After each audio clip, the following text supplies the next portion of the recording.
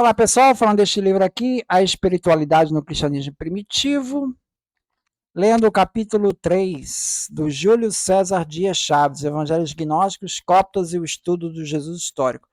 Ele falou aqui, concordo totalmente com o argumento dele. Assim, ele vai falar que os textos lá gnósticos, na verdade a gente já tinha textos gnósticos antes de Nag Hammadi. Ele vai falar aqui do Codex Berlin, Codex Askew e Codex Bruce, tá? E o Codex Chacos. Tudo isso a gente tinha antes de Nag Hammadi. Inclusive, o Evangelho de Tomé, a gente tinha umas partes do Evangelho de Tomé. No Nag Hammadi, a gente teve o texto completo, em copta, tá? Esses textos aqui antigos, muitos estão em grego, são ainda mais antigos que o de Nag Hammadi. Em alguns casos, em especial dos evangelhos de Tomé e do evangelho de Salvador, a possibilidade de se ter acesso a tradições arcaicas acerca de Jesus e dos apóstolos, tradições estas que poderiam ser, inclusive, independentes das tradições canônicas e até mais antigas, né? Então, foi visto. Esse artigo se propõe a analisar exatamente isso, se é pertinente ou não esses argumentos, tá?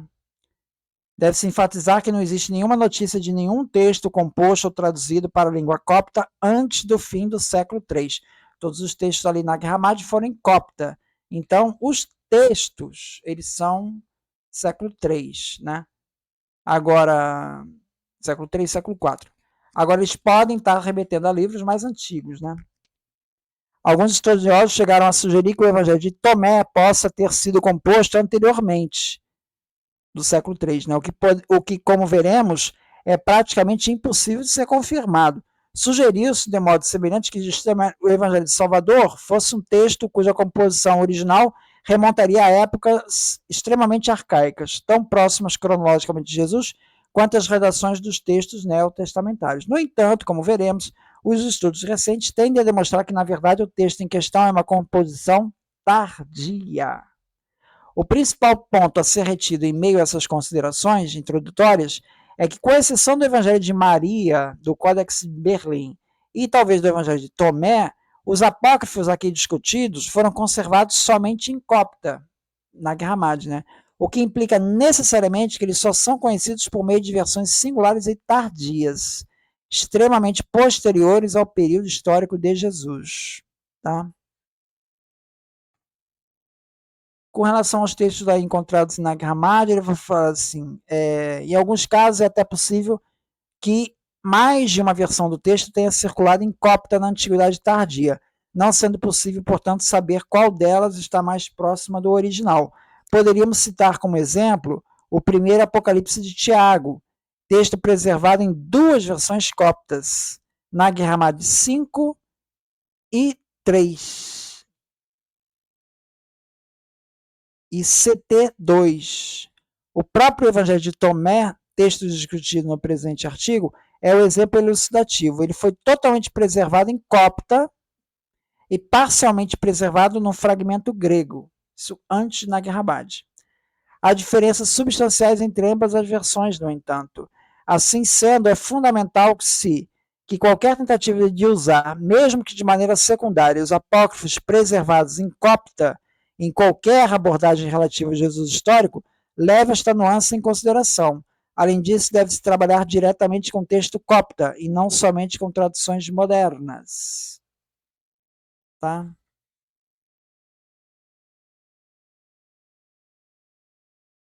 Vamos seguir em frente aqui. Evangelho de Tomé e a Biblioteca de Nag Hammadi. Além da versão conservada no Codex II de Nag Hammadi, existem fragmentos gregos produzidos na primeira metade do século III em meio a papiros de Oxorhynchus, tá? Não é na Nag Hammadi, já tinha esses papiros, mas são fragmentos, né?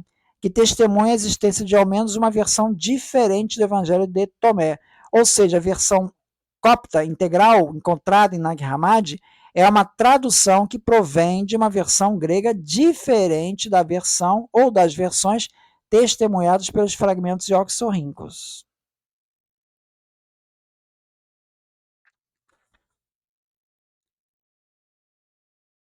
Na célebre obra Jesus Seminar, The Five Gospels, o Evangelho de Tomé é colocado ao lado dos evangelhos canônicos, como uma fonte indispensável para a procura das palavras autênticas de Jesus, ganhando inclusive status de quinto evangelho.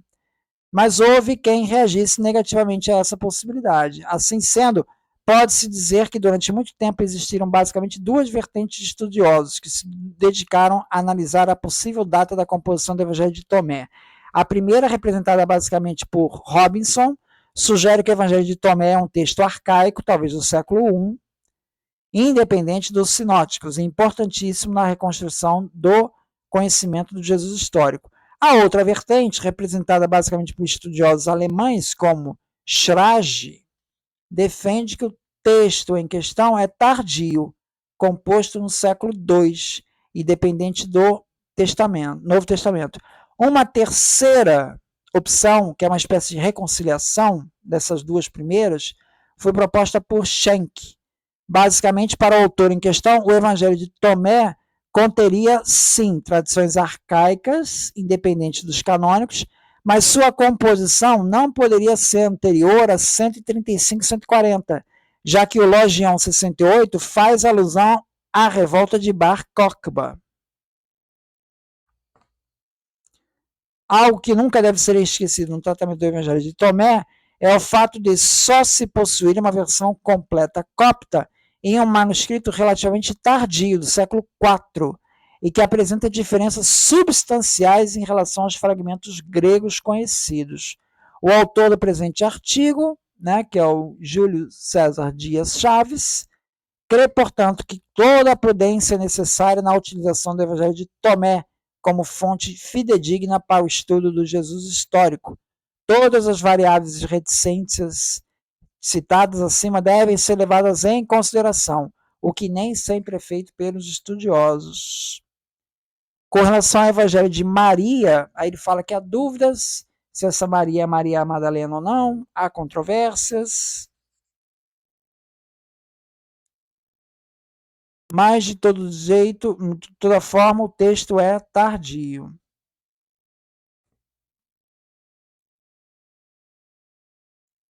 Aí fala assim: portanto, procurar elementos para o estudo de Jesus histórico no Evangelho de Maria é um empreendimento bastante complicado e especulativo, para dizer o mínimo. Depois ele vai para o Evangelho do Salvador, que está lá no Codex Berolinensis. Tá? É interessante que esse Evangelho do Salvador ele não tem título, foi um título dado a ele, mas não está no texto esse título. Tá? Ele faz uma referência a um trabalho do Sucio,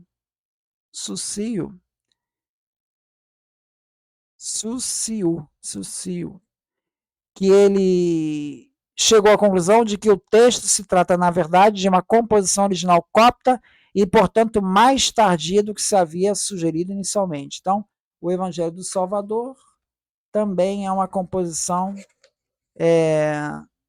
tardia, tá?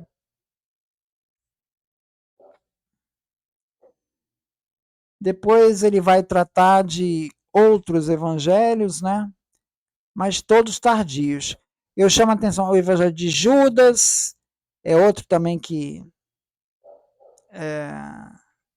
primeiro que não foi escrito por Judas, né? Cabe enfatizar que nada pode indicar que o Evangelho de Judas tenha sido composto em período anterior à segunda metade do século II. Muito pelo contrário, como no caso do Evangelho de Maria, as polêmicas intrarreligiosas e o sistema teológico presente no texto tendem a situá-lo no contexto da segunda metade do século II em diante. Tá? E depois, nós temos aí o chamado Evangelho da Esposa de Jesus. Evangelho da Esposa de Jesus. Ele foi anunciado em agosto de 2012, no Congresso Internacional de Estudos Coptas, em Roma, pela professora Karen King, que é bem conceituada, né? Ela apresentou esse evangelho como autêntico. Apresentou esse evangelho como autêntico. Evangelho da Esposa de Jesus. Tá? Aí ele conta essa história dessa apresentação, que na apresentação É...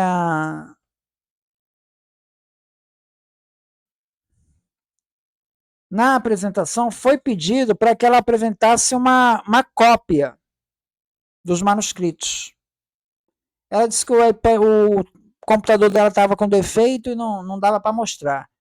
Aí, Christian Askeland, que estava na plateia, ele, munido de seu iPad, ele fez uma busca no Google por Evangelho das Esposas de Jesus e encontrou uma reportagem do New York Times em que mostrava um fragmento do Evangelho.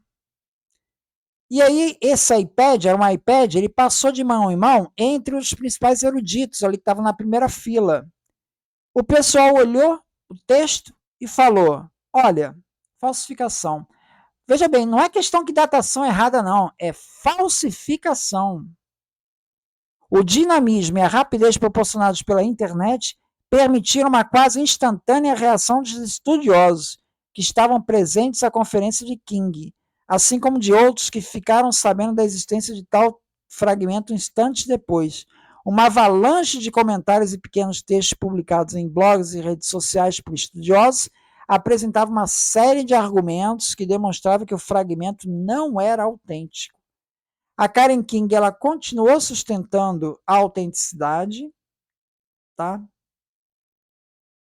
Aí o Júlio Chaves diz assim: o que mais chamou a atenção do presente autor quando este ficou sabendo da notícia da existência do pretenso fragmento foi a conveniência dele ter caído justamente nas mãos da Karen King, que ficou conhecida por estudar o papel da mulher no cristianismo antigo, em especial a personagem Maria Madalena, tendo várias publicações sobre o assunto. Quem quer que tenha entregue o fragmento da Karen King sabia muito bem o que estava fazendo. Sabia que estava entregando exatamente a pessoa que mais se interessaria por ele. Particularmente, o autor do presente artigo não crê que King tenha sido a responsável pela falsificação. Ela foi provavelmente enganada. Bom, depois ele mostra que o desenlace disso, né? E outros artigos foram publicados e finalmente se chegou à conclusão de que era uma falsificação. Não é datação errada, é falsificação. Uma composição recente. Foi falsificado o texto. Uma falsificação moderna. Tá? E aí vem os detalhes aí do falsificador e etc. Então você veja que isso, a Karen King caiu nesse essa enganação, né? Bom, conclusão. Muito provavelmente as linhas acima deixaram clara a posição do presente autor em relação à pertinência, ou melhor dizendo, a não pertinência desses apócrifos conservados em cópia para o estudo do Jesus histórico. Ele pegou os mais prováveis, tá? Os que são apontados como mais arcaicos, né? E a conclusão dele foi negativa. Não dá para usar esse material para o estudo de Jesus histórico. Esses textos, na verdade, são a expressão das crenças cristãs de cristãos antigos, grosso modo do século II ao século V, em relação a Jesus, aos personagens que o cercam e às suas doutrinas, mais do que relatos históricos. Eles não são relatos históricos, ou mesmo relatos que possam conservar traços históricos. Nem isso é. Usar tais trechos na tentativa de achar traços de Jesus histórico seria, no mínimo, especulativo e temerário. Tá? Então, essas as conclusões aí do Júlio Chaves. Muito obrigado, então.